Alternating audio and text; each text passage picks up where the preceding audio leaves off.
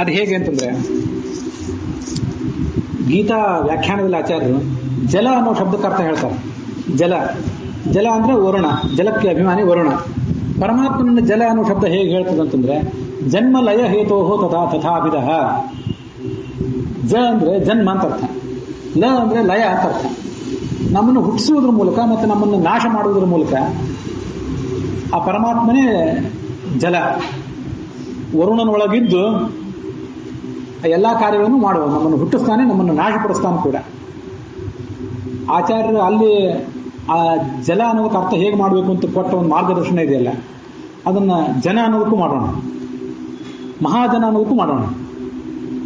ಜನ ಅನ್ನುವಲ್ಲಿ ಜ ಇದೆಯಲ್ಲ, ಅದು ಜನ್ಮವನ್ನು ಹೇಳ್ತದೆ, ನಮ್ಮ ಹುಟ್ಟನ್ನು ಹೇಳ್ತದೆ. ನ ಇದೆಯಲ್ಲ, ಅದು ನಾಶವನ್ನು ಹೇಳ್ತದೆ. ನಮ್ಮ ಹುಟ್ಟಿಸ್ತಾನೆ, ನಾಶಪಡಿಸ್ತಾನೆ, ಅವನೇ ಮಹಾಜನ. ನಮ್ಮ ಅಪ್ಪ ಅಮ್ಮ ನಮ್ಮನ್ನು ಎಷ್ಟು ಹುಟ್ಟಿಸ್ಯಾರು? ಯಾರು ಕೊಲ್ಲಬೇಕು ಅಂತ ಹೋದ್ರೆ ನಮ್ಮನ್ನು ಎಷ್ಟು ಕೊಲ್ತಾರೆ? ಅವ್ರಿಗೇನು ಅಧಿಕಾರ ಇದೆ? ನಹನ್ಯತೆ ಹಂತಾಚೆ ಮನ್ಯತೆ ಹಂತುಂ ಗೊತ್ತಿದೆ, ಎಚ್ಚೈನ ಮನ್ಯತೆ ಹತಂ ಕಾಟಕೋಪನಿಷತ್ತು ಭಗವದ್ಗೀತಾದಲ್ಲ. ಈ ಯಾರು ಕೊಲ್ತೀನಿ ಅಂತ ತಿಳ್ಕೊಂಡಿದ್ರೆ ಅವ್ರದ್ದು ಭ್ರಾಂತಿನೇ, ಹುಟ್ಟಿಸ್ತೀನಿ ಅಂತ ಯಾರು ತಿಳಿದಿದ್ರೆ ಅವ್ರದ್ದು ಭ್ರಾಂತಿಯೇ.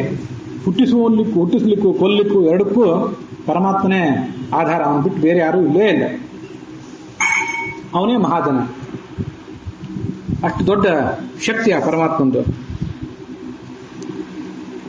ಅರಕ್ಷಿತಂ ತಿಷ್ಠತಿ ದೈವರಕ್ಷಿತಂ ಗೃಹೇಚ್ಯುತಂ ತದ್ವಿಹತಂ ವಿನಶ್ಯತಿ ವನೇಪಿ ಭುಕ್ತೋಸ್ಯ ಹತೋ ವಿನಕ್ಷ್ಯತಿ. ಭಾಗವತದಲ್ಲಿ ಬರುವಂತಹ ಒಂದು ಶ್ಲೋಕ ಇದೆ. ಈ ಶ್ಲೋಕ ಹೇಳೋದು ಹಿರಣ್ಯಕಶಿಪು, ಸ್ವಾರಸ್ಯ ಅಂದರೆ. ಆದರೆ ಅದರ ತತ್ವ ಮಾತ್ರ ಅದ್ಭುತವಾದದ್ದು. ಅರಕ್ಷಿತಂ ತಿಷ್ಠತಿ ದೈವರಕ್ಷಿತಂ. ಎಲ್ಲೋ ಭೂಮಿಯಲ್ಲಿ ಬಿದ್ದದ್ದು ಪರಮಾತ್ಮನ ಕಟಾಕ್ಷ ಅದ್ರ ಮೇಲೆ ಬಿದ್ದರೆ ಅದು ಬದುಕೇ ಬದುಕ್ತದೆ. ಯಾರು ನೀವ್ಯಾರು ಪ್ರಯತ್ನ ಪಡಬೇಕಾಗಿಲ್ಲ, ತಾನೇ ಬದುಕ್ತದೆ. ಗೃಹೇಚ್ಯುತಂ ತದ್ವಿಹತಂ ವಿನಶ್ಯತಿ. ಮನೆಯಲ್ಲಿ ಸುಖವಾಗಿದ್ದೀರಿ, ಮನೆಯೇ ಕುಸಿದು ಬಿದ್ದು ಸಾಯ್ತೀರಿ, ಭೂಕಂಪ ಆಗಿ ಸಾಯ್ತೀರಿ. ಯಾರೋ ನಿಮ್ಮ ಅಂಗರಕ್ಷಕರೇ ನಿಮ್ಮನ್ನು ಹೊಡೆದು ಹಾಕ್ತಾರೆ. ಜೀವತ್ಯನಾಥೋಪಿ ತದೀಕ್ಷಿತೋ ವನೆ. ಕಾಡಿನಲ್ಲಿ ಬಿದ್ದೀರಿ, ಅನಾಥರಾಗಿ ಬಿದ್ದಿದ್ದೀರಿ, ಪರಮಾತ್ಮನ ಕೃಪಾ ಕಟಾಕ್ಷ ಇದ್ರೆ ಆರಾಮಾಗಿರ್ತೀರಿ. ಜೀವತ್ಯನಾಥೋಪಿ ತದೀಕ್ಷಿತೋ ವನೆ ಗೃಹೇಪಿ ಗುಪ್ತೋಸ್ಯ ಹತೋ ವಿನಶ್ಯತಿ.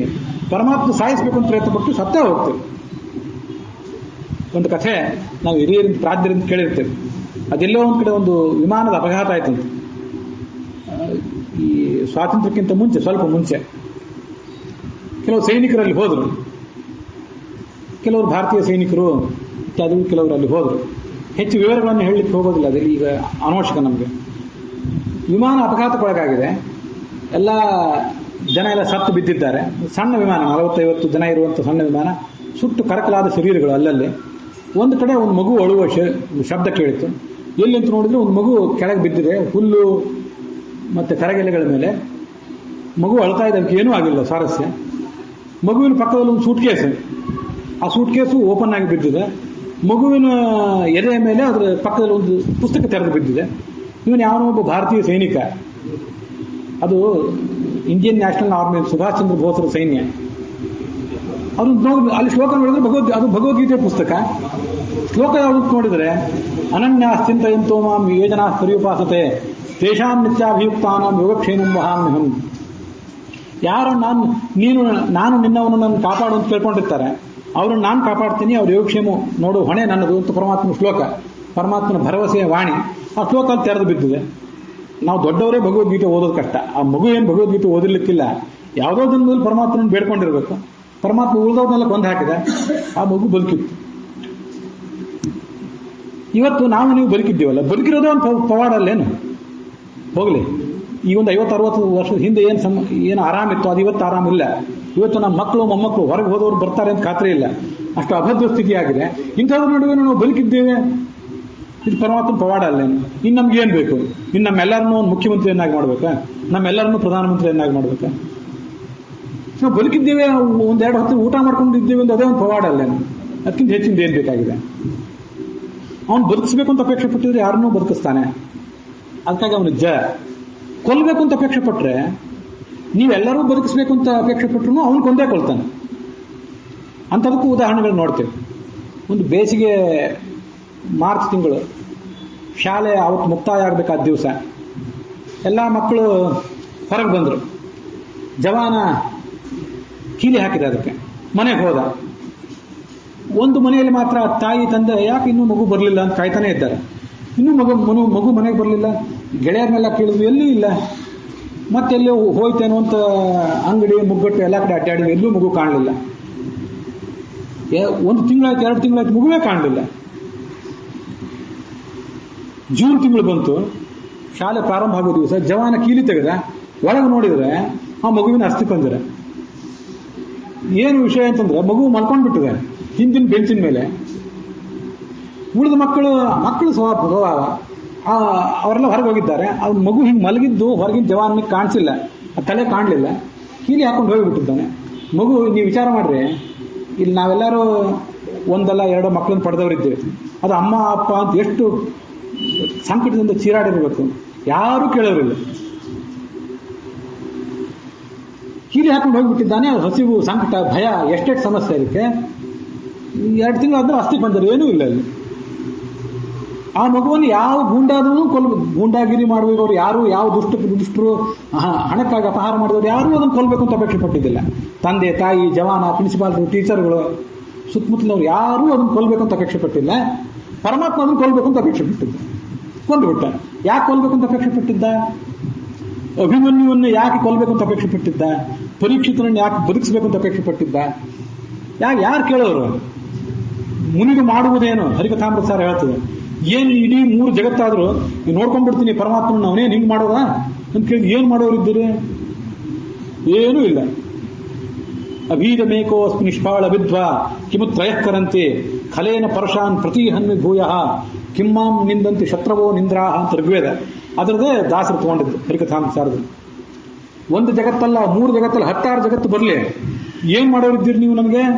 ಖಲೇನ ಪರಶಾನ್ ಪ್ರತಿಹನ್ಮಿ, ಈ ಒರಳಿನಲ್ಲಿ ಒನಕೆ ತಗೊಂಡು ಕುಟ್ಟಿದಂತೆ ನಿಮ್ಮನ್ನೆಲ್ಲ ಕುಟ್ಟಿ ಪುಡಿ ಮಾಡಿಬಿಡ್ತೇನೆ. ಎಚ್ಚರ. ಬದುಕಿಸಬೇಕು ಅಂತ ಅಪೇಕ್ಷೆ ಪಟ್ರೆ ಸತ್ತವರನ್ನ ಬದುಕಿಸ್ತೀನಿ, ಪರೀಕ್ಷಿತರನ್ನು ಬದುಕಿಸಿವೆ. ಸಾಯಿಸಬೇಕು ಅಂತ ಅಪೇಕ್ಷೆ ಪಟ್ರೆ ಆ ತಲೆನೇ ಕೆಡಿಸ್ಕೊಡೋದು. ಸೋದರ ಮಾವನ ಮಗ, ನಮ್ಮ ಸೋದರಳಿ, ಅವನನ್ನೇ ಬದುಕಿಸಲಿಲ್ಲ, ಇನ್ನು ನೀವ್ಯಾರು ಅಂತ ತನ್ನ ಸ್ವಂತ ಸೋದರಳಿಯನ್ನು ಬದುಕಿಸಲಿಲ್ಲ ಪರಮಾತ್ಮ. ಯಾಕಂದ್ರೆ ಸಾಯಬೇಕು ಅಂತ ಲೆಕ್ಕಾಚಾರ, ಅಂತ ಬದುಕಬೇಕು ಅಂತ ಲೆಕ್ಕಾಚಾರ. ಬದುಕಿಸ್ಬೇಕು ಅಂತಿದ್ರೆ ಸತ್ತವರನ್ನು ಬದುಕಿಸ್ತಾನೆ, ಸಾಯಿಸಬೇಕು ಅಂತಿದ್ರೆ ಸಾಯ್ತಾನೆ ಗೊತ್ತಿದ್ರು ಅಲ್ಲಿ ಹೋಗ್ಲಿಕ್ಕೆ ಹೋಗಲ್ಲ. ಯಾಕಂದ್ರೆ ಯಾರು ಕೇಳ್ತಾರೆ ಬದುಕಿಸು ಅಂತ, ಅಲ್ಲಿ ಹೋಗ್ಲಿಕ್ಕೆ ಹೋಗಲ್ಲ. ಜನ್ಮಕ್ಕೂ ಕಾರಣ, ನಾಶಕ್ಕೂ ಅವನೇ ಕಾರಣ. ಇದು ನಮ್ಮ ಉಪಾಸನ ಇರಬೇಕೀಗ. ಪರೀಕ್ಷಿತನ ಕಥೆಯಿಂದ, ಅಭಿಮನ್ಯುವಿನ ಕಥೆಯಿಂದ ಸೋದರಳಿಯನ್ನೇ ಬದುಕಿಸಲಿಲ್ಲ, ನಾವು ನೀವು ಏನು ಅಂತ ನಾವು ಯುದ್ಧ ಮಾಡೋದೇನಿದೆ? ಮಹಾಭಾರತದಲ್ಲಿ ಅಭಿಮನ್ಯುವನ್ನು ಕಳ್ಕೊತಾನಲ್ಲ ಧರ್ಮರಾಜ, ಆಗ ಅವನಿಗೆ ನಾರದರು ಒಂದು ಕಥೆ ಹೇಳ್ತಾರೆ. 16 ಜನ ರಾಜಕುಮಾರರ ಕಥೆ ಹೇಳ್ತಾರೆ. ರಾಜರು ರಾಜಕುಮಾರರಲ್ಲ. ರಾಮ ಹೋದ, ಯಯಾತಿ ಹೋದ, ಮಾಂಧಾತ ಹೋದ. ಅವ್ರ ಥರ ನೀನಾದ್ರೂ ನಿನ್ನ ಮಗ ಏನಾದ್ರೂ ಪುಣ್ಯ ಮಾಡಿದ್ದೀರೇನು? ರಾಮನಷ್ಟು ಪುಣ್ಯ ನೀನು ಧರ್ಮರಾಜ ಆಗಲಿ ಅಭಿಮನ್ಯು ಆಗಲಿ ಮಾಡಿದ್ದೀರಾ? ಯಯಾತಿ ಅಷ್ಟು ಮಾಡಿದ್ದೀರಾ? ಮಾಂಧಾತನಷ್ಟು ಮಾಡಿದ್ದೀರಾ ಅಂತ ಕೇಳ್ತಾರೆ. ಯಾರನ್ನ? ಧರ್ಮರಾಜನನ್ನು. ಯಾರು ಧರ್ಮದ ಸ್ವರೂಪನು ಅವನನ್ನ ನೀನೇನು ಪುಣ್ಯ ಮಾಡಿದ್ದೀಯೋ, ನಿನ್ನ ಮಗ ನೀನು ಇದ್ದೇನಾಗಬೇಕಾಗಿದೆ? ಹೋದ ರಾಮ, ಯಯಾತಿ ಹೋದ, ಮಾಂಧಾತ ಹೋದ, ಪುರುಕುತ್ಸ ಹೋದ. ಹೋಗೋರು ಹೋಗ್ತಾರೆ, ನೀನು ಹೋಗೋನು ಹೋದ. ಕೆಲವು ಕಥೆಗಳನ್ನ ಹೇಳ್ತಾರೆ. ಆ ಎಲ್ಲ ಕಥೆಗಳನ್ನ ನಮ್ಮ ಜೀವಮಾನಕ್ಕೆ ನಾವು ಅನುಸಂಧಾನ ಮಾಡ್ಕೊಳ್ಬೇಕು. ಅದನ್ನ ಪರಮಾತ್ಮನೇ ಮಹಾಜನ, ಅವನೇ ನಮ್ಮನ್ನು ಹುಟ್ಟಿಸುವವನು, ಅವನೇ ನಮ್ಮನ್ನು ನಾಶ ಮಾಡಿಸುವವನು. ಅವರಲ್ಲೆಲ್ಲರೂ ಮಹಾನ್, ಅವನೇ ದೊಡ್ಡವನು. ಅವನು ಏನು ಶಾಸ್ತ್ರದಲ್ಲಿ ಹೇಳಿದ್ದಾನೆ ಅದನ್ನು ಕೇಳಿ ಸುಮ್ಮನೆ ಇರಲಿ. ಅದಕ್ಕಿಂತ ಹೆಚ್ಚಿಂದ ನೀವೇನು ಮಾಡುವವರಿದ್ದೀರಿ? ನಮ್ಗೇನು ಮಾಡ್ಲಿಕ್ಕೆ ಬರ್ತದಾದ್ರೂ ಏನು? ಹೀಗೆ ಶಾಸ್ತ್ರವೇ ಬಹಳ ಸೂಕ್ಷ್ಮವಾಗಿದೆ. ದೊಡ್ಡವರು ಏನು ಹೇಳ್ತಾರೆ ಅದನ್ನು ಕೇಳ್ರಿ. ಅದು ಬಿಟ್ಟು ಬೇರೆ ಮಾರ್ಗ ಇಲ್ಲ ಈಗ ನಮಗೆ. ದೊಡ್ಡದೊಂದು ನ್ಯೂಸ್ ಹೇಳು ಅಂತ ಕೇಳಿದ್ನಲ್ಲ, ನಾವು ಹೇಳೋದಾದ್ರೆ ಇಲ್ಲಿ ಯಾರೋ ಏರಿದ್ದು ಬಿದ್ದದ್ದು ಎಲ್ಲ ಸುದ್ದಿಗಳನ್ನ ಹೇಳ್ತಿದ್ವಿ. ನಾವು ಊಟ ಮಾಡುವಾಗ, ವಾಕಿಂಗ್ ಹೋಗುವಾಗ, ಮಲಗಿದಾಗ, ಎದ್ದಾಗೆಲ್ಲ ಇದೇ ಕೊಳಕು ಸುದ್ದಿಗಳೇ ನಮ್ಮ ಬಾಯಲ್ಲಿ. ನಾವು ಈ ಸುದ್ದಿಗಳನ್ನು ವಿಮರ್ಶೆ ಮಾಡಿದ್ರಿಂದ ಆಡಿದ್ರಿಂದ ಏನು ಲಾಭನೂ ಇಲ್ಲ. ಯಾಕಂದ್ರೆ ಅವರೂ ಲಜ್ಜೆಗೆಟ್ಟವರು, ನಮಗೂ ಮಾಡ್ಲಿಕ್ಕೆ ಕೆಲಸಗಳಿಲ್ಲ. ಇದೇ ಸುದ್ದಿಗಳನ್ನೇ ನಮ್ಮ ಬಾಯಲ್ಲಿ. ಯಾರು ಬಿದ್ರು, ಯಾರು ಎದ್ರು, ಇದೇ ಮಾತೆ ನಮ್ಮ ಬಾಯಲ್ಲಿ. ಇವನು ಒಂದು ಅದ್ಭುತವಾದ ಸುದ್ದಿ ಹೇಳಿದ, ದೊಡ್ಡ ಬ್ರೇಕಿಂಗ್ ನ್ಯೂಸ್ ಇದು. ಎಂದೂ ಹಳತಾಗದೇ ಇರೋ ಸುದ್ದಿ. ಆದರೆ ಯಾರಿಗೂ ಇದ್ರ ಬಗ್ಗೆ ಎಚ್ಚರವೂ ಇಲ್ಲ. ಅದೇನು ಸುದ್ದಿ ಅಂತಂದ್ರೆ, ಪೃಥ್ವಿ ವಿಭಾಂಡಂ ಗಗನಂ ಪಿಧಾನಂ ಸೂರ್ಯಾಗ್ನಿನ ರಾತ್ರಿ ದಿವೇಂಧನೇನ ಮಾಸತ್ತು ದರ್ವಿ ಪರಿಘಟ್ಟನೇನ ಭೂತಾನಿ ಕಾಲಃ ಪತತೀತಿ ವಾರ್ತಾ. ನೋಡು, ಏನು ನೋಡೋದು ಅಂತಂದ್ರೆ, ಒಂದು ದೊಡ್ಡ ಪ್ರಮಾಣದ ಅಡಿಗೆ ನಡೆದಿದೆ. ಅದೆಲ್ಲಿ ಲಕ್ಷ ಬ್ರಾಹ್ಮಣರ ಅಡಿಗೆ ಅದರಲ್ಲಿ ನಡೆದಿರ್ತದೆ. ಸದ್ಯದಲ್ಲಿ ಆಗೋದಿಲ್ಲ ಲಕ್ಷ ಬ್ರಾಹ್ಮಣರು. ಅದೆಲ್ಲದಕ್ಕಿಂತ ಹೆಚ್ಚಿನ ದೊಡ್ಡ ಪ್ರಮಾಣದ ಅಡಿಗೆ ನಡೆದಿದೆ ಇದು. ಇಲ್ಲೆಲ್ಲ ಲಕ್ಷ, ಸಾವಿರ, ಯಾವ ಪರ್ಯಾಯ, ಯಾವ ಸ್ವಾಮಿಗಳು ಎದ್ರು ಕೂತ್ಕೊಂಡ್ರು 10,000, 20,000, 30,000, ಬಹಳ ಲಕ್ಷ, ಇಡೀ ದೇಶ ಎಲ್ಲ ಲೆಕ್ಕ ಹಾಕಬೇಕಾಗ್ತದೆ. ಅದಲ್ಲ, ಇಡೀ ಭೂಮಂಡಲವೇ ಒಂದು ದೊಡ್ಡ ಕೊಪ್ಪರಿಗೆ ಅಲ್ಲಿ ನಡೆದಿದೆ ಅಡಿಗೆ. ಅದ್ಮೇಲೊಂದು ಮುಚ್ಚಳ ಬೇಕಲ್ಲ, ಅದೇ ಮುಚ್ಚಳ. ಇಡೀ ಭೂಮಂಡಲವೇ ಕೊಪ್ಪರಿಗೆ ಮುಚ್ಚಳ ಯಾವುದು? ಆಕಾಶವೇ ಅದು ಮುಚ್ಚಳ. ಅಡಿಗೆ ನಡೆದಿದೆ. ಏನು ಅದಕ್ಕೆ ಅಗ್ನಿ ಯಾವುದು? ಸೂರ್ಯನೇ ಅಗ್ನಿ. ಕೆಳಗೆ ಸೂರ್ಯ ಉರಿತಾ ಇದ್ದಾನಲ್ಲ, ಆ ಸೂರ್ಯನೇ ಅದಕ್ಕೆ ಉರುವಲ್ಲ. ರಾತ್ರಿ ದಿವೇಂಧನೇನ ಅದಕ್ಕೆ ಕಟ್ಟಿಗೆ ಯಾವ ತರೋದ್ರಿ? ಎಲ್ಲಿ ಕಟ್ಟಿಗೆ? ಎಷ್ಟು ಕ್ವಿಂಟಾಲ್ ಕಟ್ಟಿಗೆ? ಹಗಲು ರಾತ್ರಿಗಳೇ ಅದಕ್ಕೆ ಕಟ್ಟಿಗೆ. ರಾತ್ರಿ ದಿವೇಂಧನೇನ ಮಾಸತ್ತು ದರ್ವಿ ಪರಿಘಟ್ಟನೇನ, ಸೌಟು ಬೇಕಲ್ಲ ಅದಕ್ಕೆ. ಅಷ್ಟು ದೊಡ್ಡ ಸೌಟು ಎಲ್ಲಿಂದ ತರೋದ? ಮಾಸ, ಋತು, ಅಧಿಕ ಮಾಸ, ಅಧಿಕ ಜ್ಯೇಷ್ಠ ಮಾಸ, ನಿಜ ಜ್ಯೇಷ್ಠ ಮಾಸ, ಆಮೇಲೆ ಮತ್ತು ಆಷಾಢ ಮಾಸ, ಎಲ್ಲಾ ಮಾಸಗಳು, ವಸಂತ ಋತು, ಗ್ರೀಷ್ಮ ಋತು, ಇವೇ ಅದಕ್ಕೆ ಸೌಟು. ಮಾಸ, ಋತು, ದರ್ವಿ ಅಂದ್ರೆ ಸೌಟು, ಮರದ ಸೌಟು. ದಾರು ಅಂದ್ರೆ ಮರದಿಂದ ತಯಾರಾದ ಸೌಟು. ಅದನ್ನ ಹಿಂಗೆ ಸುತ್ತಾಡಿಸ್ತಾ ಇದ್ದಾನೆ ಒಳಗವನು, ಅಡಿಗೆ ಹಾಳಾಗಬಾರ್ದು. ನಡುವೆ ಒಂದು ಋತುವಿನ ಮೇಲೆ ಮತ್ತೊಂದು ಋತು, ಒಂದು ಮಾಸದ ಮೇಲೆ ಮತ್ತೊಂದು ಮಾಸ, ಹೋದ್ಸರಿ ಒಂದು ಅಧಿಕ ಮಾಸ ಹೋಯ್ತು, ಈಗ ಮತ್ತೊಂದು ಅಧಿಕ ಮಾಸ ಮತ್ತೆ ಬರೋದಿದೆ. ಮಾಸತ್ತು ದರ್ವಿ ಪರಿಘಟ್ಟನೇನ. ಅಡಿಗೆ ಏನ್ ನಡೆದಿದೆ ಅದು ಹೇಳ್ರಿ. ಯಾರು ಒಳಗೆ ಯಾರಿದ್ದಾರಲ್ಲಿ? ಬೇವು ಪದಾರ್ಥ ಏನು?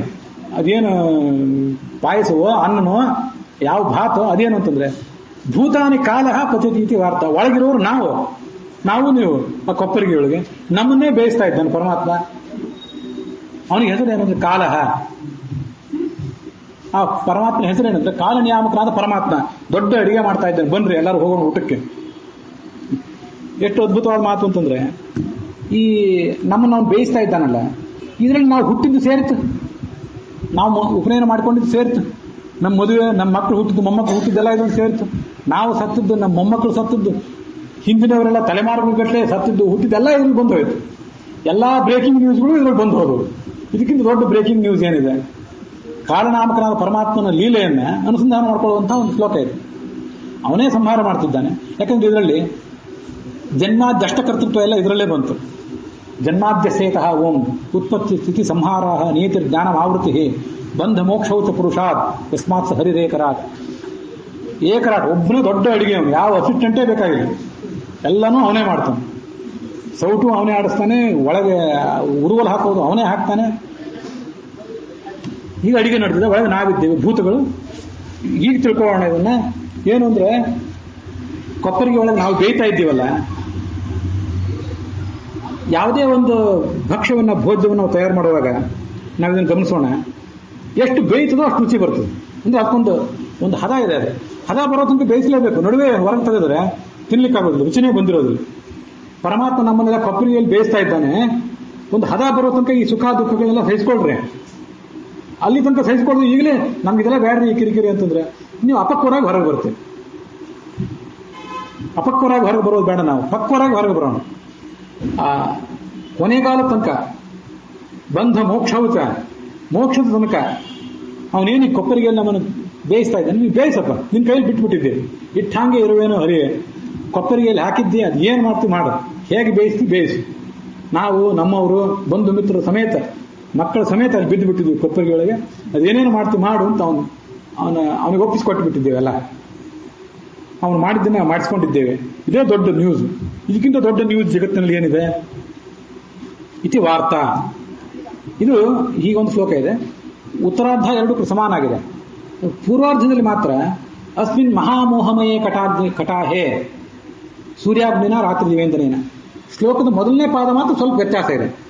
ಈ ದಕ್ಷಿಣ ಭಾರತದ ಪಾಠದಲ್ಲಿ ಭೂಮಿಯೇ ಕೊಪ್ಪರಿಗೆ, ಆಕಾಶವೇ ಮುಚ್ಚಳ.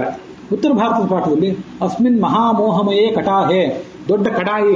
ಯಾವುದಂದ್ರೆ ಮಹಾಮೋಹ ಅನ್ನೋದೇ ದೊಡ್ಡ ಕಡಾಯಿ, ಸಂಸಾರ ಅನ್ನೋದು ದೊಡ್ಡ ಕಡಾಯಿ ಅಂತ ಒಂದಿಷ್ಟು ಪಾದ ಮಾತ್ರ ವ್ಯತ್ಯಾಸ ಇದೆ. ಅರ್ಥ ಎಲ್ಲ ಒಂದೇ.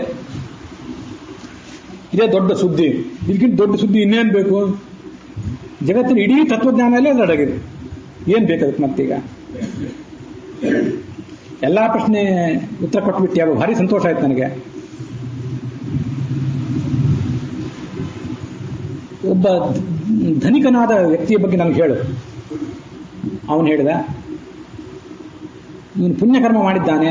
ದಿವಸ್ ಸ್ಪೃಶತಿ ಭೂಮಿಂಚ ಶಬ್ದ ಪುಣ್ಯೇನ ಕರ್ಮಣ ಯಾವತ್ ಸಶಬ್ದೋ ಭೂತಿ ತಾವತ್ ಪುರುಷ ಉಚ್ಯತೆ. ಪುರುಷ ಅಂದ್ರೆ ಯಾರು? ನಮಗೆ ಪುರುಷೇತಿ ಪುರುಷ ಗೊತ್ತು. ಇಲ್ಲಿ ನೋಡಿ ಪುರುಷ ಶಬ್ದದ ವ್ಯಾಖ್ಯಾನ ಮತ್ತೊಂದಿದೆ. ಅದೇನೆಂದ್ರೆ, ಈ ಜಗತ್ತಿನಲ್ಲಿದ್ದು ಪುಣ್ಯಕರ್ಮ ಮಾಡಿದ್ದೀರಿ. ನೀವು ಪುಣ್ಯಕರ್ಮ ಮಾಡಿದ್ದು ಅದರ ಕೀರ್ತಿ ಸ್ವರ್ಗಕ್ಕೂ ಮೇಲೂ ಹೋಗಿದೆ, ಕೆಳಗೆ ಭೂಮಿಯಲ್ಲೂ ಇದೆ. ಎಲ್ಲಿ ತನಕ ನಿಮ್ಮ ಕೀರ್ತಿ ಹರಡಿರ್ತದೆ ಅಲ್ಲಿ ತನಕ ಇವನು ಪುರುಷ ಅಂತ ಕರೀತಾರೆ. ಇದೇನು ಪುರುಷನೇ ಅಲ್ಲ ಇವನು. ಸ್ತ್ರೀಯಾಗಿದ್ದು ಕೂಡ ಧಾರ್ಮಿಕ ಕಾರ್ಯ ಮಾಡಿ ಜಗತ್ತಿನಲ್ಲಿ ಶಾಶ್ವತವಾದ ಕೀರ್ತಿಯನ್ನು ಬಿಟ್ಟು ಹೋಗಿದ್ರೆ ಸ್ತ್ರೀಯೂ ಪುರುಷನೇ. ಗಂಡಸೂ ಕೂಡ ಈ ಪುಣ್ಯಕರ್ಮ ಮಾಡದೆ ಹೋದ್ರೆ ಅವನು ವ್ಯರ್ಥನೆ. ಪ್ರಿಯ ಅಪ್ರಿಯ, ಸುಖ ದುಃಖ, ಭೂತ ಭವಿಷ್ಯ ಇದೆಲ್ಲವನ್ನೂ ಕೂಡ ಸಮಾನವಾಗಿ ಯಾರು ಕಾಣ್ತಾನೆ, ಸವೈ ಪುರುಷ ಉಚ್ಯತೆ. ಪುರುಷನ ಲಕ್ಷಣ ಇದೆ. ಆಯ್ತಪ್ಪ, ಎಲ್ಲಾ ಪ್ರಶ್ನೆಗೆ ಉತ್ತರ ಕೊಟ್ಬಿಟ್ಟಿದ್ದೆ, ನಂಗೆ ಭಾರಿ ಸಂತೋಷ ಆಯ್ತು. ತಸ್ಮಾತ್ ತ್ವಮೇಕಂ ಭ್ರಾತೃಣ ತಮಿಚ್ಛಸಿ ಸಜೀವತು. 4 ಜನ ತಮ್ಮದ್ರನ್ನು ಕಳ್ಕೊಂಡಿಲ್ಲ, ಒಬ್ಬ ತಮ್ಮನ್ನು ವಾಪಸ್ ಕೊಡ್ತೇನೆ. ಯಾವ ತಮ್ಮ ಬೇಕು ಹೇಳು. ಈ ಪ್ರಶ್ನೆ ಇನ್ನೂ ದೊಡ್ಡ ಕಟ್ಟಿದ್ದು. ಉಳಿದಕ್ಕೆಲ್ಲ ಪಾಂಡಿತ್ಯದ ಬಲದಿಂದ ಉತ್ತರ ಕೊಡಬಹುದು. ಯಾವ ತಮ್ಮ ಬೇಕು? ನಮ್ಮನ್ನು ಯಾರು ಅಧಿಕಾರಕ್ಕೆ ಏರಿಸ್ತಾರೆ ಅವ್ರು ಬೇಕು ನಮ್ಗೆ. ಅಧಿಕಾರಕ್ಕೆ ಯಾರು ಏರಿಸೋದಿಲ್ಲ, ಯಾರು ಕೋಟಿಗಟ್ಟಲೆ ದುಡ್ಡು ಸುರಿಯೋದಿಲ್ಲ, ಎಲ್ಲರನ್ನೂ ಹಿಡ್ಕೊಂಡು ಬಂದು ನಮ್ಮ ಪಕ್ಷವನ್ನು ಬಲಪಡಿಸೋದಿಲ್ಲ, ಅವ್ರು ತಗೊಂಡು ಏನ್ರಿ ಮಾಡಬೇಕು? ನಾವು ಆ ಉತ್ತರ ಕೊಡ್ತಿದ್ವಿ, ಯಾರದೋ ಉತ್ತರ ಕೊಟ್ಬಿಡ್ತಿದ್ವಿ. ಇವನು ಉತ್ತರ ವಿಚಿತ್ರವಾಗಿತ್ತು. ವ್ಯೂಢೋರಸ್ಕೋ ಮಹಾಬಾಹು ನಕಲೋ ಯಕ್ಷ ಜೀವತು. ನಕುಲ ಬದುಕಲು ಅಂದ್ಬಿಟ್ಟ. ಭೀಮ ಬೇಡ, ಅರ್ಜುನ ಬೇಡ. ಅವನಿಗೆ ಆಶ್ಚರ್ಯ, ಇದೇನ್ರಿ ಇಂಥ ಕಾಲದಲ್ಲಿ ದ್ವಾಪರ ಯುಗದಲ್ಲೂ ಹಿಂಗಿರೋದ? ದ್ವಾಪರ ಯುಗದಲ್ಲಿ ಅವಾಗಲೇ ಅಧರ್ಮ ಕಾಲಿಟ್ಟಿತ್ತು. ಅವನಿಗೆ ಆಶ್ಚರ್ಯ, ಏನಪ್ಪ ಭೀಮ ಬೇಡ, ಅರ್ಜುನ ಬೇಡೇನು? ಯಸ್ಯ 4,000 ದಶಸಂಖ್ಯೇನ ವೈ ಬಲಂ.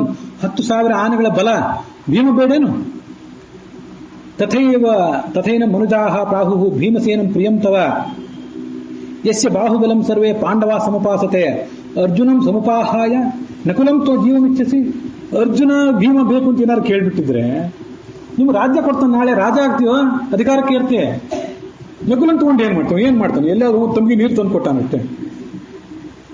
ಭಾಳ ಅಂದ್ರೆ ಇವ್ನು ಹಿಂದೆ ಮುಂದೆ ಓಡಾಡ್ತಾನೆ. ಅಣ್ಣ ಏನ್ ಮಾಡ್ಲಿ, ಇವನೇನು ರಾಜ್ಯ ಗೆದ್ದು ಕೊಡ್ತಾನ? ಇವನ್ ಯಾಕೆ ಕೇಳ್ತಿ? ದೊಡ್ಡ ಪ್ರಶ್ನೆ ಇದೆ. ಉತ್ತರ ಏನ್ ಕೊಟ್ಟ ಅಂದ್ರೆ, ಏನ್ ಮಾಡ್ತೀರ ಅದನ್ನ ತಗೊಂಡು? ಧರ್ಮ ಏವ ಹತೋ ಹಂತಿ. ಧರ್ಮವನ್ನು ನಾವು ಕೈ ಬಿಟ್ಟರೆ ಅದು ನಮ್ಮ ಕೈ ಬಿಡ್ತದೆ. ಧರ್ಮೋ ರಕ್ಷತೆ ರಕ್ಷಿತ. ಧರ್ಮವನ್ನು ನಾವು ಕಾಪಾಡಿದ್ರೆ ಅದು ನಮ್ಮನ್ನು ಕಾಪಾಡ್ತದೆ. ತಸ್ಮಾತ್ ಧರ್ಮಂ ನತ್ಯಜಾಮಿ. ನಾನು ಧರ್ಮ ಕೈ ಬಿಡೋದಿಲ್ಲ. ಮಾನೋ ಧರ್ಮೋ ಹತೋ ವಧೀತ್. ಧರ್ಮ ನನ್ನನ್ನು ಹಾಳು ಮಾಡದೇ ಇರಲಿ. ಧರ್ಮಶೀಲ ಸದಾ ರಾಜ ಇತಿ ಮಾಂ ಮಾನವಾವಿದುಹು. ನನಗೆ ಅಧಿಕಾರ ಸಿಕ್ಕಲಿ ಬಿಡ್ಲಿ, ನಾನು ವಿರೋಧ ಪಕ್ಷದಲ್ಲಿ ಕೂತ್ಕೊಳ್ಳೆ, ನನಗೆ ನಕುಲ ಸಾಕು. ಧರ್ಮ ಕೈ ಬಿಡೋದಿಲ್ಲ. ಯಾಕೆಂದ್ರೆ ನಮ್ಮ ತಂದೆಗೆ ಕುಂತಿ ಮಾದ್ರಿ ಅಂತ 2 ಮಕ್ಕಳು. ಕುಂತಿ ಪರವಾಗಿ ನಾನು ಉಳಿದಿದ್ದೇನೆ, ಮಾದ್ರಿ ಪರವಾಗಿ ಅವನಿದ್ರೆ ಸಾಕು, ನಾವು ಕಾಡಿನಲ್ಲಿ ಇರ್ತೇವೆ. ಶ್ಲೋಕ ತಗೊಂಡೋಗಿ ರಾಜಕಾರಣಿಗಳು ಕಣ್ಮುಂದೆ ಹಿಡಬೇಕು, ದೊಡ್ಡದೊಂದು ಬೋರ್ಡ್ ಹಿಡಿದು ನೋಡ್ರಿ ಹಿಡಿಬೇಕು ಅಂತ ಅನಿಸ್ತೀನಿ ನನಗೆ. ಅವ್ರಿಗೆ ಏನು ಹಿಡಿದ್ರೇನು ಅಷ್ಟೇ, ಅದು ವಿಷಯ ಬೇರೆ. ಉಭಯ ಸಪುತ್ರೇ ಸ್ಯಾತಾಂ ವೈ ಇತಿ ಮೇ ಧೀಯತೆ ಮತಿ. ನನ್ನ ತಂದೆ 2 ಪತ್ನಿಯರ ಮಕ್ಕಳು ಕೂಡ ಬದುಕಿರ್ಲಿ ಜಗತ್ತಿನಲ್ಲಿ, ಸಾಕು ನಂಗೆ.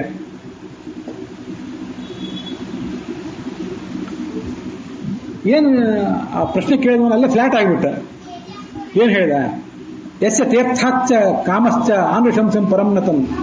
ನಿನ್ನ ಅರ್ಥ, ರಾಜ್ಯಶಾಸ್ತ್ರ, ಕಾಮಶಾಸ್ತ್ರ ಎಲ್ಲದಕ್ಕಿಂತ ನಿನ್ನ ಕರುಣೆ ದೊಡ್ಡದಾಯ್ತಲ್ಲಪ್ಪ. ತಸ್ಮಾತ್ ಭ್ರಾತರ ಸರ್ವೇ ಜೀವಂತು ಭರತರ್ಷಭ. ಹೋಗಿ ಎಲ್ಲರನ್ನೂ ಕೊಟ್ಬಿಟ್ಟಿದ್ದಾನೆ, ಹೋಗಿ ಬೋನಸ್ ಆಗಿ ಕೊಟ್ಬಿಟ್ಟಿದ್ದಾನೆ, ತಗೊಂಡು ಹೋಗಿ ಅಂದ್ಬಿಟ್ಟ. ಎಲ್ಲಾ ಪಾಂಡವರು ಕೂಡ ಇದ್ದಕ್ಕಿದ್ದಂತೆ ಮೇಲೆದ್ಬಿಟ್ರು ಎಲ್ಲರೂ. 4 ಜನ, ಇವನು 5 ಜನ ಪಾಂಡವರು ಕೂಡ ಅಲ್ಲಿ ಮೇಲೆದ್ದು ನಿಂತು ಬಿಟ್ರು. ಭಾರಿ ಸಂತೋಷ ಆಯಿತು ಆ ಯುಧಿಷ್ಠಿರನಿಗೆ.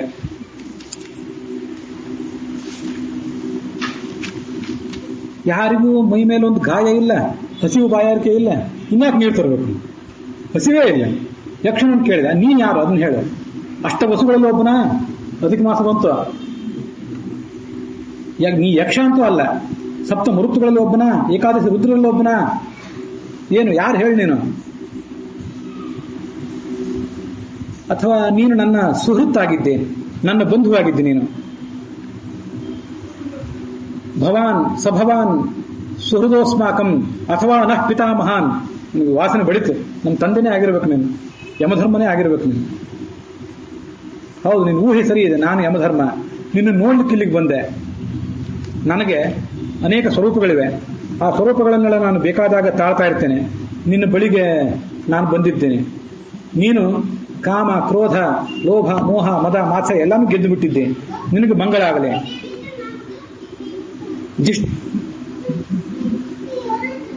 ವರಂ ವೃಣೀಶ್ವ ರಾಜೇಂದ್ರ ದಾತ ಹ್ಯಸ್ಮಿ ತವಾನಘ. ನಿನಗೇನ್ ಬೇಕೋ ವರ ಕೊಡ್ತೀನಿ, ಅದನ್ನ ಕೇಳು. ಏನ್ ಕೇಳಬೇಕೋರ? ವನವಾಸದಲ್ಲಿದ್ದೀವಿ, ಕಷ್ಟಪಟ್ಟಿದ್ದೀವಿ, ಅಧಿಕಾರ ಸಿಗಲಿ ಅಂತ ಕೇಳಿದ್ನ? ಇಲ್ಲ. ಪಾಪ ಬ್ರಾಹ್ಮಣ ಅರಣಿ ಕಳ್ಕೊಂಡಿದ್ದಾನೆ, ಅಶ್ವತ್ಥದ ಗಿಡ ತುಣುಕು, ಅದನ್ನು ಕೊಡು ಅಂತ ಕೇಳ್ಕೊಂಡ. ಯಾಕಂದ್ರೆ ನಾನೆಲ್ಲ ಕೇಳ್ಕೊಂಡು ಆಮೇಲೆ ಅವನಿಗೆ ಅದು ಸಿಗದೆ ಹೋದ್ರೆ ನಾ ರಾಜ ಆಗಿದ್ದೇನು ಉಪಯೋಗ ಅಂತ ಒಂದು ಆ ನಿಸ್ವಾರ್ಥತೆ ಅಂತದ್ದು ಅಂತ. ಆ ಬ್ರಾಹ್ಮಣ ಅರಣಿ ಸಿಗಲಿ. ಅರಣೀತು ಹೃತ ಯಸ್ಯ ಮೃಗೇಣ ವದತಾಂಬರ ಸಿಗಲಿ. ಇವನಿಗೆ ಆಶ್ಚರ್ಯ. ಮತ್ತೆ ಅದನ್ನ ನಾನೇ ಕದ್ದಿದ್ನಪ್ಪ, ಜಿಂಕೆ ರೂಪದಿಂದ ಅದನ್ನು ಕದ್ದವನು ನಾನೇ, ಅದು ತಗೊಂಡು ಓಡಿ ಹೋದವನು ನಾನೇ, ನಿನ್ನ ಪರೀಕ್ಷೆ ಮಾಡ್ಲಿಕ್ಕಾಗೆ ಇಷ್ಟೆಲ್ಲ ಮಾಡಿದೆ.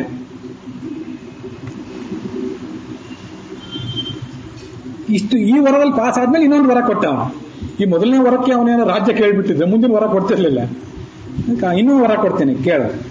ಆಗ ಕೇಳಿದೆ, 13ನೇ ವರ್ಷದಲ್ಲಿ ವನವಾಸ ಮಾಡಬೇಕಾಗಿದೆ, ನಮ್ಮನ್ನು ಯಾರು ಗುರುತಿಸಲೇ ಇರಲಿ, ನಾವು ಯಾರು ಗೂಢಚಾರರ, ದುರ್ಯೋಧನ ಗೂಢಚಾರರ ಗಮನಕ್ಕೆ ನಾವು ಬರದೇ ಹೋಗಲಿ, ಸುಖವಾಗಿ ನಾವಿರಲಿ. ನಿಮಗೆ ಈ ಇಚ್ಛೆ ಬಂದಂತೆ ವೇಷ ಕೊಟ್ಟು ನೀವು ಓಡಾಡ್ರಿ, ವಿರಾಟ್ ರಾಜನ್ ಆಸ್ಥಾನದಲ್ಲಿ ಕಳೆಯಿರಿ. ನಿಮಗೆ ಏನೂ ತೊಂದರೆ ಆಗೋದಿಲ್ಲ, ಯಾರೂ ನಿಮ್ಮನ್ನು ಗುರುತಿಸ್ಲಿಕ್ಕೆ ಆಗೋದಿಲ್ಲ. ನೀವು ವೇಷ ತೊಡೋದು ಬೇಕಾಗಿಲ್ಲ, ಸಹಜವಾದ ವೇಷದಿಂದ ಓಡಾಡಿದ್ರು ನಿಮ್ಗೆ ಯಾರೂ ಗೊತ್ತಾಗೋದಿಲ್ಲ. ಅದ್ಭುತವಾದ ವರ ಕೊಟ್ಬಿಟ್ಟ. ನಿನಗೆ ಮತ್ತೊಂದು ವರ ಕೊಡ್ತೇನಪ್ಪ ಕೇಳು. ನನಗೆ ಬಹಳ ಸಮಾಧಾನ ಆಗಿದೆ ನಿನ್ನ ಬಗ್ಗೆ. ನನ್ನ ಅನುಗ್ರಹದಿಂದ ನೀನು ಹುಟ್ಟಿದ್ದೆ. ಏನು ಅದಕ್ಕೆ ಈ ವರ ಕೇಳು ಮತ್ತೆ ಒತ್ತಾಯ ಮಾಡಿದ್ದಕ್ಕೆ ಇವನು ಕೇಳಿದ, ನೀನು ನನ್ನ ತಂದೆ ಆಗಿದ್ದಿ, ನಾನು ವರ ಕೇಳ್ತೀನಿ. ಏನು ಕೇಳ್ತೀನಿ ಅಂದ್ರೆ, ನೋಡಿ ಇದನ್ನೆಲ್ಲ ನಾವು ನಿತ್ಯ ನಾವು ಹೇಳಬೇಕಾದ ಕೆಲವು ಶ್ಲೋಕಗಳಿವೆ. ಜಯೇಯಂ ಲೋಭ ಮೋಹವು, ಲೋಭ ಮೋಹಗಳನ್ನು ಗೆಲ್ಲಬೇಕು ಅಂತ ನನಗೆ ಆಶೀರ್ವಾದ ಮಾಡು. ಕ್ರೋಧ, ಅದನ್ನು ಗೆಲ್ಲುವಂತೆ ಆಶೀರ್ವಾದ ಮಾಡು. ದಾನ ಮಾಡೋದ್ರಲ್ಲಿ, ತಪಸ್ಸು ಮಾಡೋದ್ರಲ್ಲಿ ಸತ್ಯದ ಬಗ್ಗೆ ನನ್ನ ಮನಸ್ಸು ನಿಷ್ಠ ಆಗಿರುವಂತೆ ಆಶೀರ್ವಾದ ಮಾಡು. ಸತ್ಯೇಚ ಮನೋಮೇ ಸತತಂ ಭವೇತ್. ಈ ಆಶೀರ್ವಾದ ಮಾಡು ಸಾಕು. ಇನ್ನು ನಾನು ಕಾಡಿನಲ್ಲಿದ್ರೇನು ನಾಡಿನಲ್ಲಿದ್ರೇನು ಈ ಆಶೀರ್ವಾದ ಮಾಡಿಬಿಟ್ರೆ ಧರ್ಮರಾಜನಿಗೆ ಮತ್ತಷ್ಟು ಸಂತೋಷ ಆಗಿಬಿಡ್ತು. ನಿನಗೆ ಈ ಗುಣ ಬರಲಿ ಅಂತ ನಾನು ಈಗೇನು ಆಶೀರ್ವಾದ ಮಾಡಬೇಕಾಗಿದೆ? ಹುಟ್ಟಾರೆ ನನಗೆ ಆ ಗುಣಗಳು ಇದ್ದೇ ಇದೆಯಲ್ಲ, ನಾನು ಮತ್ತೆ ಅದನ್ನು ಕೊಡಬೇಕಾಗಿದ್ದೇನು? ಉಪಪನ್ನೋ ಗುಣೈ ರೇತಿ ಹಿ ಸ್ವಭಾವೇನಾಸಿ ಪಾಂಡವ. ಹುಟ್ಟಾರೆ ನಿನಗೆ ಆ ಗುಣಗಳಿವೆ, ಮತ್ತು ನಿನಗೆ ಆಶೀರ್ವಾದ ಮಾಡಿದ್ದೇನೆ, ಕೊಟ್ಟಿದ್ದೇನೆ, ಹೋಗು. ಇಷ್ಟು ಹೇಳಿ ಆ ಯಮಧರ್ಮ ಅಲ್ಲಿಂದ ಅದೃಶ್ಯನಾಗಿಬಿಟ್ಟ. ಇತ್ಯುಕ್ತ ಅಂತರ್ದಧೇ ಧರ್ಮ ಸರ್ವಲೋಕ ಭಗವಾನ್ ಲೋಕಭಾವನ, ಜಗತ್ತಿನ ಅಧಿಪತಿ ಅವನು. ಈ ಕಡೆ ಪಾಂಡವರ ಅರಣಿ ತಗೊಂಡು ಬಂದರು. ಆ ಬ್ರಾಹ್ಮಣ ಕಾಯ್ತಾ ಕೂತಿದ್ದು ಪಾಪ, ಅವನಿಗೆ ಅದನ್ನು ಅರಣಿ ತಂದು ಕೊಟ್ಟರು. ಮಹಾಭಾರತದ ಪ್ರತಿಯೊಂದು ಭಾಗಕ್ಕೂ ಕೂಡ ಅದರದೇ ಆದ ಫಲ ಇದೆ. ಶ್ರಾದ್ದದಲ್ಲಿ ಮಹಾಭಾರತವನ್ನು ಪಠನ ಮಾಡಬೇಕು ಅಂತಿದೆ. ಒಟ್ಟಾರೆ ಮಹಾಭಾರತ ಅಂದರೆ ಧರ್ಮಶಾಸ್ತ್ರ, ಅರ್ಥಶಾಸ್ತ್ರ, ಕಾಮಶಾಸ್ತ್ರ, ಮೋಕ್ಷಶಾಸ್ತ್ರ.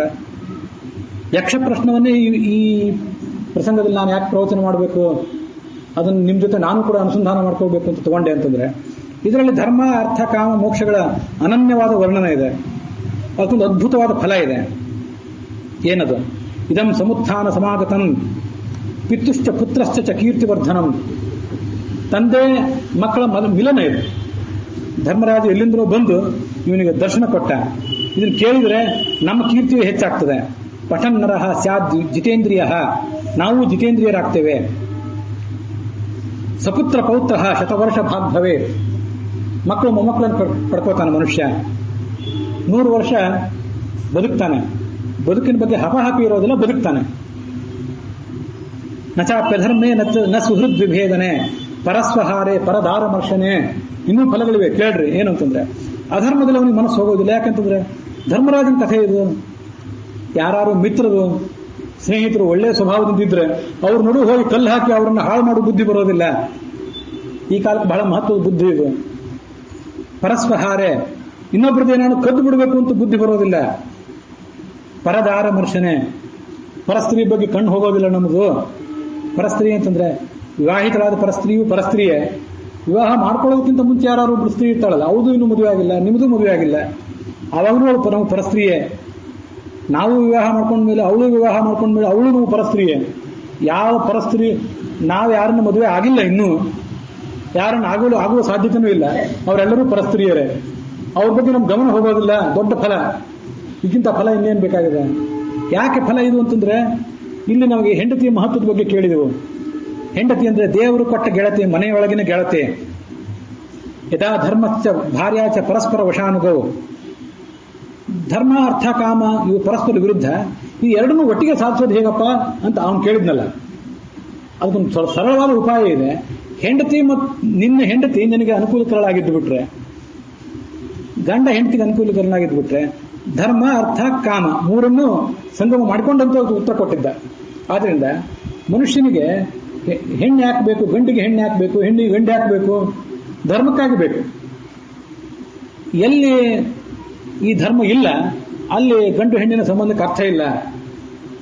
ವಿವಾಹ ಬಾಹಿರ ಸಂಬಂಧಗಳೇ ಆಗಲಿ, ಮತ್ತೆ ಯಾವುದೇ ಆಗಲಿ, ವಿವಾಹ ಪೂರ್ವ ಸಂಬಂಧಗಳೇ ಆಗಲಿ, ಯಾವುದು ಧರ್ಮಕ್ಕೆ ಪೂರಕ ಅಲ್ಲ ಅಂದಮೇಲೆ ಅದೆಲ್ಲವೂ ಪರಸ್ತ್ರೀ ಸಂಪರ್ಕಕ್ಕೆ ಕಾರಣ ಆಗ್ತದೆ, ಮನುಷ್ಯನನ್ನ ಅದು ದುಃಖಕ್ಕೆ ಈಡು ಮಾಡ್ತದೆ. ಇದನ್ನು ಕೇಳಿದ್ರೆ ಆ ದುರ್ಬುದ್ಧಿ ಬರೋದಿಲ್ಲ. ಕದರ್ಯ ಭಾವೇ ನ ರಮೇನ್ ಮನಸ್ಸದಾ ನೃಣಾಂ ಸದಾಖ್ಯಾನಮಿದಂ ಜಾನತಾಂ. ಅವನಿಗೆ ಒಟ್ಟಾರೆ ಯಾವ ದುರ್ಬುದ್ಧಿಯೂ ಕೂಡ ಬರೋದೇ ಇಲ್ಲ. ಇತಿ ಶ್ರೀಮನ್ ಮಹಾಭಾರತೆ ಶತಸಹಸ್ರಿಕಾಯಾಂ ಸಂಹಿತಾಯಾಂ ವೈಯಾಸಿಕ್ಯಾಂ ಅರಣ್ಯ ಪರ್ವಣಿ ವನಪರ್ವದಲ್ಲಿ ಆರಣ್ಯ ಪರ್ವ ಇದು. ಆರನೇದ್ದಲ್ಲ, ಅರಣಿಗೆ ಸಂಬಂಧಪಟ್ಟ ಪರ್ವ.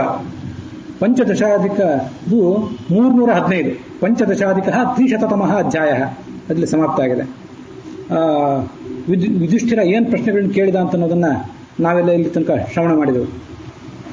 ಬಹಳ ಏನು ಹೇಳಿದೆ ಅಂತಲ್ಲ, ಧರ್ಮರಾಜ ಮಗ ಯಮ ಅಪ್ಪ, ಅವನ ಎದುರಿಗೆ ಇವನು ಎಲ್ಲ ಹೇಳ್ಕೊಂಡು ಹೋದ.